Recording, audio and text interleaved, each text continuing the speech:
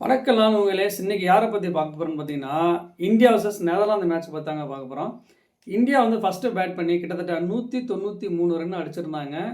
6 விக்கெட்டுமே பறி கொடுத்து 20 ஓவருக்கு. ஏன் அப்படின்னா இந்த ரன்னு வர்றதுக்கு ஒரு முக்கியமான காரணமே சிவம் துபே, அதாவது ஆறுச்சாமி இருக்கார்ல, அவர் அடித்த அந்த 31 பாலுக்கு வந்து 66 ரன் அடிச்சிருந்தாருங்க.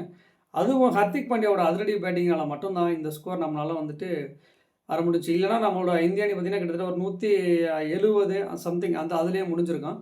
அதுக்கடுத்து நான் செகண்ட் பேட்டிங் அணி நெதர்லாந்து பார்த்தீங்கன்னா கிட்டத்தட்ட வந்து அவங்க ஒரு 140 அந்த அதுக்குள்ளேயே வந்து இந்தியா வந்து மடைக்கிறோன்னு பார்த்தோம். ஆனால் அவங்களும் நல்லா டஃப் கொடுத்து விளாண்டாங்க இன்னைக்கு வளர்ந்து வர அணியில்.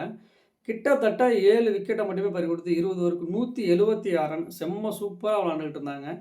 இன்னைக்கு இந்த மாதிரி வளர்ந்து வர டீமுக்கு நம்மளோட சப்போர்ட் நம்மளுக்கு எப்போவுமே உண்டு.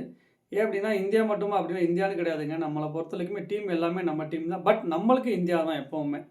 சரிங்களா? அந்த வகையில் பார்த்தீங்கன்னா நெதர்லாந்துக்கு ஒரு சல்யூட்டே போடலாம்.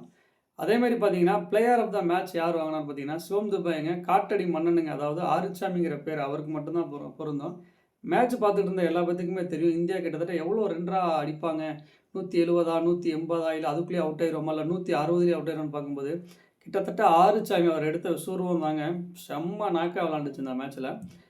அதுக்கேற்ற மாதிரி ஒரு பவுல் பண்ணி பார்த்தீங்கன்னா கிட்டத்தட்ட வந்துட்டு 3 ஓவர் பால் பண்ணி 35 ரன்னு, அதுக்கேற்ற மாதிரி 2 விக்கெட் எடுத்தார். பிளேயர் ஆஃப் த மேட்ச் அவார்டையும் அவர் தாங்க வாங்கினார். இதேமாரியே போய்கிட்டு இருந்துச்சு அப்படின்னா இன்னும் நடக்க வேண்டிய தகுதி சுற்றுகளாக இருக்குது. அரையிறுதிக்குள்ளே உள்ளே போயிட்டு கண்டிப்பாக வந்து இந்தியா வந்து இந்த டைம் நம்ம கப் அடிப்பாங்க அப்படிங்கிற நம்பிக்கை நம்மளுக்கு இருக்குது.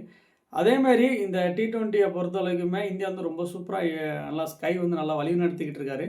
அதேமாரியே போச்சுன்னா கப்பும் நம்மளுக்கு தான். அதில் எந்த ஒரு மாற்றமே எப்போவுமே கிடையாது.